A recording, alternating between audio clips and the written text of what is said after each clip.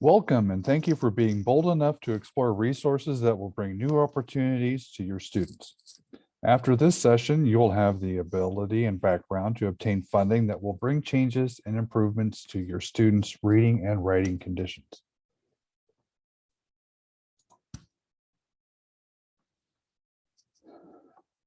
If you have a chance, please look at the grant basics session that has been recorded and is available on ESU 10's YouTube website.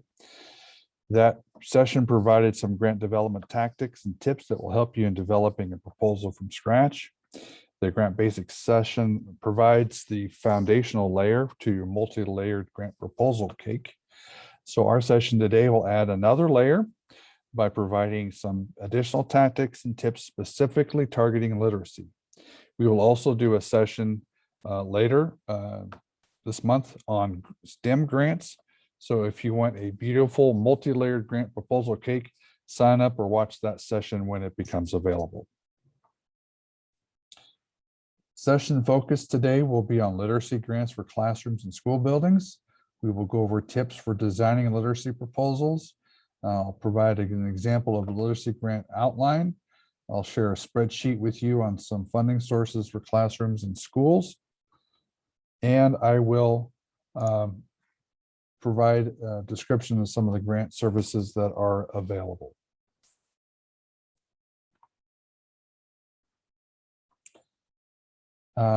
From the grant session, basic session, remember there is a key tip from that session, and that is you write a proposal for what you want, then look for funding opportunities that match. This will benefit you and your students by first, quickly responding to funding opportunities. Second, you won't chase funding opportunities that are not really what you want. I always call this the dreaded scope creep, in which you chase the dollar and end up having to do more than what you really wanted to do. Like you want to purchase reading curriculum and find the grant that will pay for it if you also engage in a 5-month community cleanup project. While a community cleanup project is good, but I also know how precious instructional time is. So do you really want to do this kind of project when all you wanted was funding for reading curriculum? Grants for classrooms and schools. These 3 points here, top 3 bullets here were covered in the grant basics session, but to quickly touch on them, grants are good for bringing a condition change. So you want to increase literacy performance or outcomes. Grants are a great source of funding for that. If you want to just continue with business as usual, you want to buy new textbooks to replace older ones, then use traditional fundraising or crowdsourcing strategies such as Donors Choose, magazine fundraisers, your PTO. Grants are great for launching, expanding, or improving interventions and projects. And the overriding rule in grants is the request for proposals is always right, even if they don't make sense to you. If you see a funding opportunity and you're reading at what the funding opportunity is requiring or wants applicants to address, and it contains stuff that you want to get or use, but also has some other things in there that just don't make sense. If it's something you want to pursue and it passes that test, then you just have to follow whatever the request for proposals requests. Grants for classrooms range from $100 to $20,000, and grants for schools can range from $20,000 to $100,000. I have written grants for schools in the $250,000 range. There was a comprehensive school reform grant. That's about the biggest grant I've ever written for a single school. But I've written a lot of grants for classrooms in the $20,000 range. And so if you have a project that pops that $20,000 trigger limit, usually for schools or classrooms, then you probably need to look at it. Does this have a broader impact than just my classroom? Standard grants proposal sections. This was also covered in our grant basics session, but the large part of this presentation today is going to be about adding tactics and tips for each of these sessions. If you go to a grant writing conference, a lot of the things that they will cover are tactics in the needs section, a project design, management, and evaluation, and then it'll skip right down to the budget. It's been my experience that if you add a couple of bonus or a few bonus sessions, that will help to differentiate your proposal from other proposals that a funder may see. So a timeline, sustainability, and dissemination. I'll add some key tips and things from today that will help you with filling out those sections of a grant proposal. This is a proactive grant strategy that starts with creating what you want and then being capable and flexible to respond to opportunities that you identify or that come up. Inevitably, when you start a grant proposal campaign or a grant campaign, you may identify 5 funding sources that you want to apply to, but along that journey, 5 or 6 other ones will come up that you want to pursue. So this is a strategy that will help you be able to apply for those additional funding sources. This strategy is actually covered in greater detail in the grant basics session, but a lot of what we will cover today will impact these first 3. Develop an outline, researching funding opportunities, and develop a grant proposal template. And I will actually show you an outline about from a literacy grant that was developed. If you watch the grant basics session, some of these elements were covered, so I won't go into a lot of detail today, but there are new tactics to the session which I will highlight, and it will help you design a gorgeous literacy proposal or add that other layer to your grant proposal cake. The needs section, this is always the grant proposal. This usually sets the stage for what's to come. This talks about the problem or the condition that we're trying to address in the grant and why we need funding for it. Always tell people to look at your current assessments to show challenges. If 50% of your students are reading at below proficiency on state assessments, that's a need. And you can start off your need section with that one. I always like to, in literacy grants, I always like to look at performance in other subjects that have a heavy literacy base, like social studies or science, or history, or whatever that may be, just to see what student performance is on those subjects. Because as we know, literacy carries over into other subjects that can have an impact. Use words that paint a stark and realistic picture in your needs section. The needs section is where it is a very dark and stormy night kind of part of your grant. So you want to make sure that you show realistically the problems that are being addressed, and don't cover it up by trying to say that, you know, our kids are good, but, you know, we want to try this. Make sure that you paint a very stark and realistic picture. Use bold language in your needs section. Describe what makes your community and school classroom unique. Your qualifications and honors to show management performance capacity. In the needs section, I touch on these things very briefly because I expand on them a bit more in the project design section. But you want the funder to know that you have a passion for what you're trying to address. You or your school have a passion for what you're trying to address, and you have the capacity to get it done. And end with a hook. This is something that a reader will be looking at your needs section and seeing the problems, the dire problems, conditions that you and your students are facing, the greatest weaknesses and gaps in your existing system. And here is the ray of light that comes at the end of the tunnel that helps draw the reader forward into the proposal. How can you and a funder partner together to address this dire problem? Project design. I put this table. This is also a table that came from the grant basics session. I use this table in a project design to show relationships or relatability to projects. This is also an effort to help make it easier for the reader of your proposal to go back and be able to see what your project is in a nutshell. I use language from the RFP in the project design session. When I look at, because the RFP has been written by a funder, and it is language the funder is comfortable in presenting. So I know if I'm addressing a proposal to a to like the Dollar General Youth Literacy Grant. Well, name of the Dollar General Foundation is the Dollar General Literacy Foundation. So I know they're literacy experts there. So I know when I look at the RFP and I see literacy related terms there, that I can use them in my proposal. If I'm applying to a community foundation or to a family foundation just down the road, they may not have the literacy background that I do as a teacher.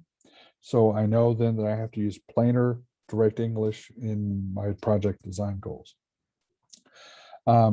Look at your goals and objectives and activities, make sure there are logical connections. If I see an activity that doesn't align with an objective, then I know I need to either move that activity to a different objective, to a different goal, or maybe get rid of it altogether. The goal of the project design session is to make it sure that it's easier for the reader to follow the sequence of your project. In a literacy proposal, it is important to show the unique approach to the challenge, such as purchasing a new curriculum is an innovative approach because it presents new opportunities to teachers and students. As well, consider how to tie in current successful creative classroom activities to literacy. Like if there's a popular social studies activity, how can a literacy related activity be tied to it? Like having students write a reflection paragraph on the activity. That could be a literacy related activity. And when looking at the project design, make sure to discuss the effectiveness of the approach. So for purchasing curriculum, how is this curriculum evidence-based? Have there been any studies done on that curriculum?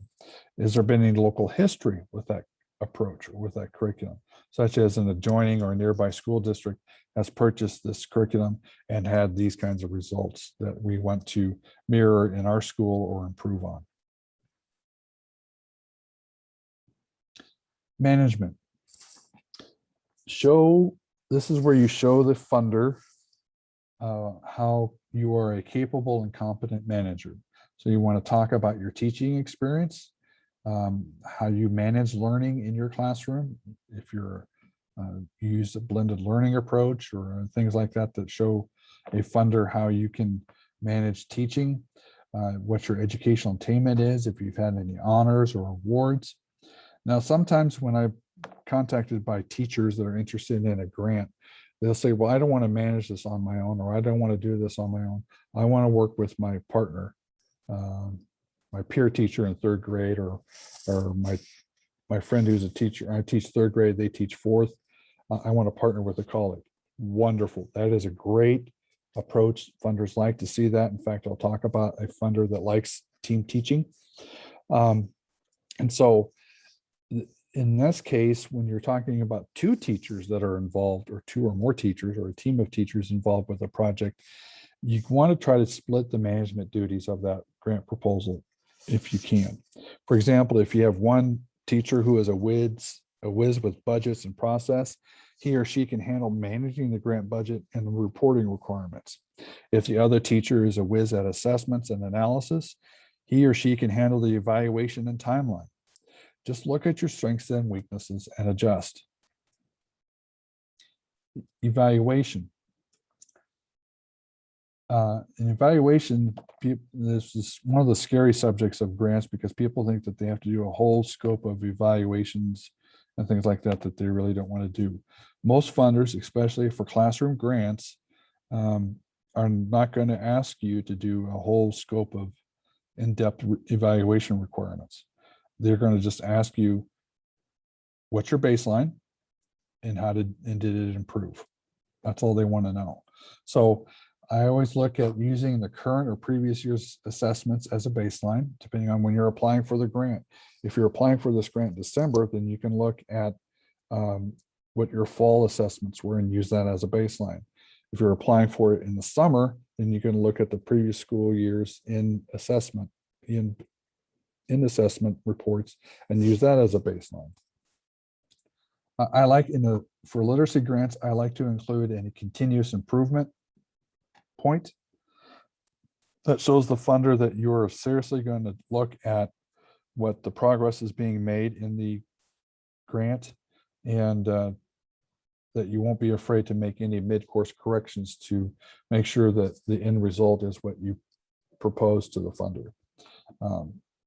And if I'm going to do it if I'm going to take a day in December for me and my colleague to look at assessments, talk about how individual students have progressed or regressed or things like that, or talk about strategies that are working or not working and come up with a plan on moving forward. Boom, funders like that. And I make sure that I include it in the budget because if my teaching colleague and I are going to be out of the classroom for a day, I don't want the school district or the school to have to pick up the tab for that, especially if I can have a grant that'll pay for it. And of course, include any RFP assessment requirements in your proposal that may be required, like an end of project report, which is usually what most funders require. Timeline. Make it mindful of the school year and the RFP alignment.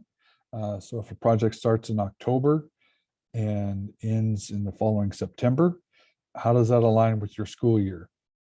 Are you going to be able to launch a program in October? Or is it more likely for your school year that you want to have it start in January after the holiday break? Make it reasonable. Don't try to push everything in 1 month. Set up a series of things to happen over the months. Make it consistent. If you're going to do a timeline that's month to month, keep it that way throughout your proposal. Or if you're going to do it by quarter, those kinds of things. Include a continuous improvement step. If you've included it in your evaluation, make sure you include it in your timeline. And a timeline can also be used as an evaluation measure. Were things ordered on time? Were things done?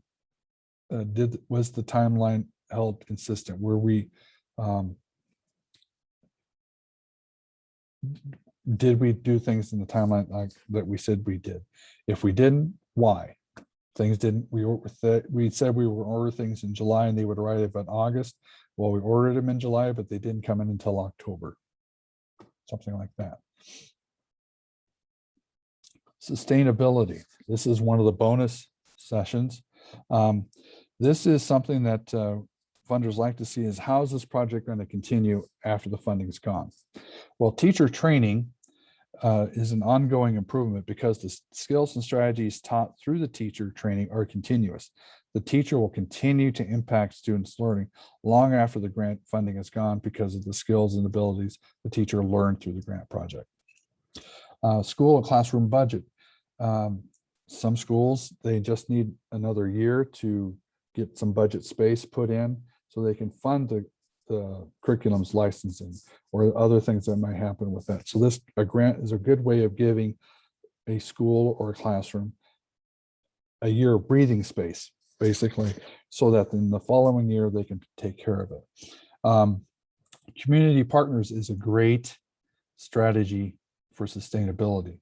Included like-minded groups, like if you have a good local library or a service organization like the Rotary, or retired teachers who love working with students but don't want to do anything else, to have them come in and help students with their literacy skills.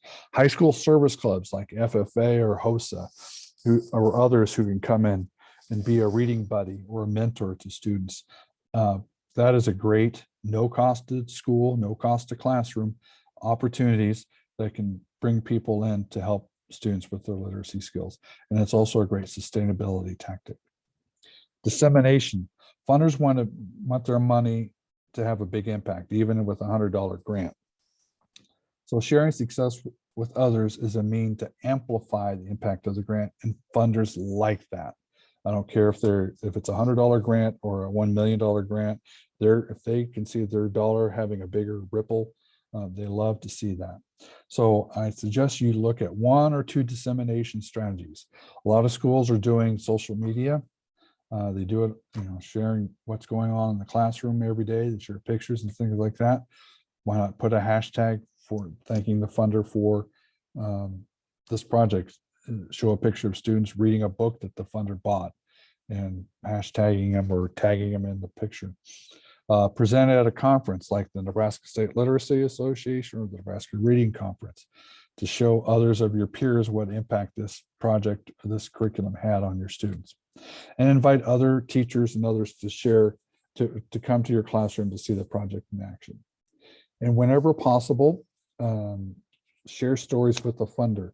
I like doing that at the midpoint of a grant because it lets the funder know that, hey, we are still appreciative of the support you've provided, and here is the impact of your grant so far, and more good news is yet to come when we submit our year-end report. And a lot of funders, especially if they're like a business funder, a lot of businesses have foundations. They like to put that in their Christmas newsletter, just to employees, saying, hey, look at the impact we're having on students, on your students in our community, or on your children. Budget. Budget is, this is an example of a table that I put together for a grant. I use this kind of format on almost all my grants internally. And what this does is it shows the work. Some people say, well, why do you have to do that? Well, a funder, you have to understand that when you submit a grant to a funder, they aren't a party to all the background discussions. They're seeing your proposal fresh. So they want to know if you're doing something with math, reading fluency, and you talked about it in your proposal, they want to know how you derive the cost. After all, it's their money that you're asking for, so they have a right to know. I try to keep it simple. So like in this example, you see instructional materials. I could have put those all in the same line item, but there was such a different disparity in cost item in the line items here that I put them in two different rows. Why is that? Because some funders will not fund a $3,000 grant. They may pick a line item from your project and fund that one. And that makes them easier for them to make that differentiation. And then don't fluff. Now, fluffing is adding a superfluous or unrelated item to the budget, like a literacy budget, including parking lot striping as a budget item. They don't relate. Or a classroom grant budget for 27 students that includes purchasing 100 iPads. That's a fluff. This puts up big red flags with funders. And I know some grant reviewers, some project officers and panelists will start reviewing a grant by looking at the budget first as a sort of an outline of what the proposal wants to do. And if they look at it and see that doesn't make sense or there's fluffing going on, they won't even bother to read the narrative portion, and they just give the proposal a bad score and move on. So don't fluff. You're dealing with people that give away money all the time. They recognize it. They can smell it from a mile away. Don't fluff your budgets. Here's a process in action. I'm just going to show this to you very quickly. This is a grant literacy outline that was written for a successful grant. This shows what was done in the outline. You'll see that there's some discussion here about STEM. In this case, we were writing an outline, a literacy grant to prepare students for future careers in our community. And STEM is a big job growth area. And in the final proposal, I only used a couple of these bigger figures in the grant proposal. But in the outline time I'm just gathering as much information as I can. And you'll see that this outline includes the hook and the need section, goes through the project design. I didn't include a table in this one because this is an outline.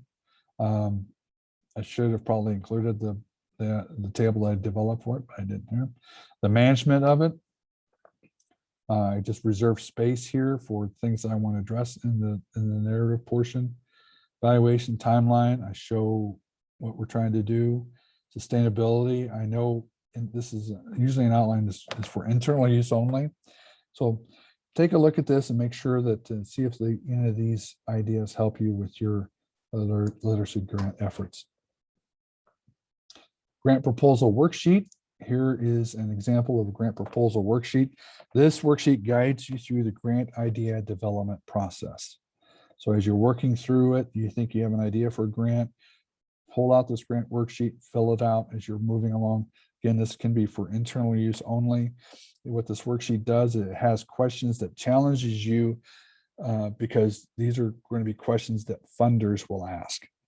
And in the end, you can see, like, you'll be able to see if these things are that I can answer, or that if I can't answer, then I know I need to do some additional work.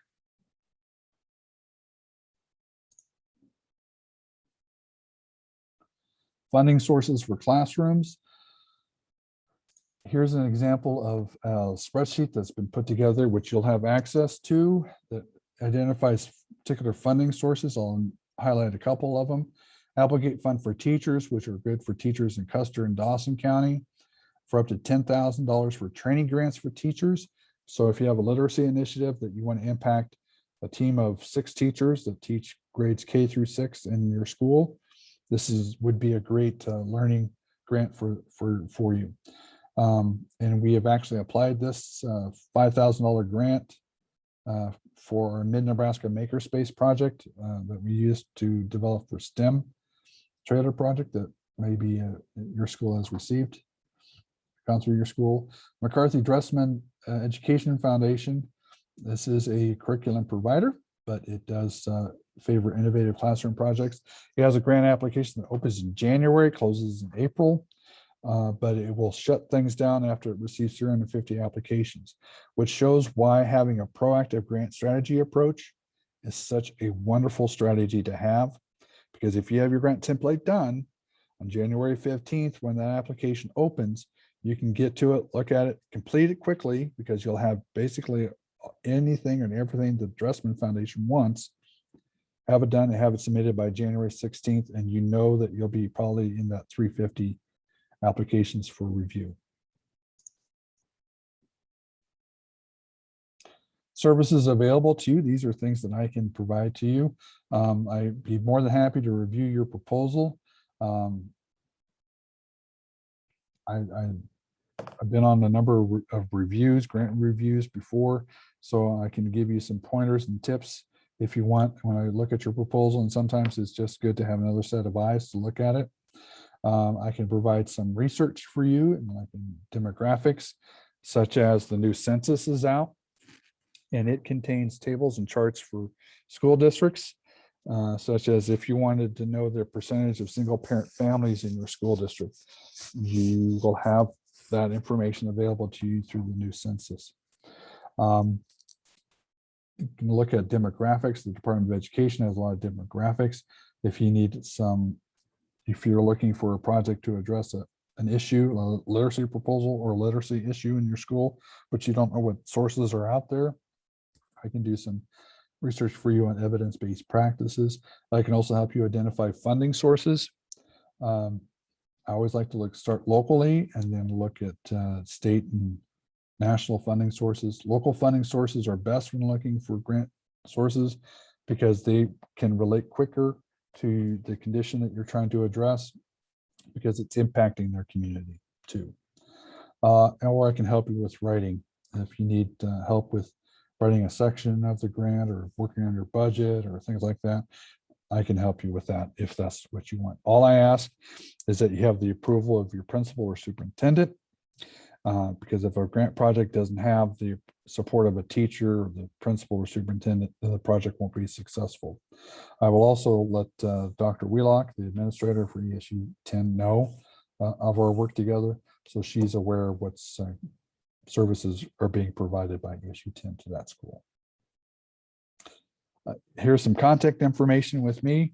If you have any questions, please contact me and I'll do my best to respond. Keep in mind, we have a recorded session on grant basics. And in a couple of weeks, we will have a recorded session on STEM grants for classrooms and schools. So check back with ESU 10's YouTube channel and you will see those links and those opportunities there. Thank you. And thank you for joining me. And I look forward to seeing what new opportunities you are providing your students in the area of literacy.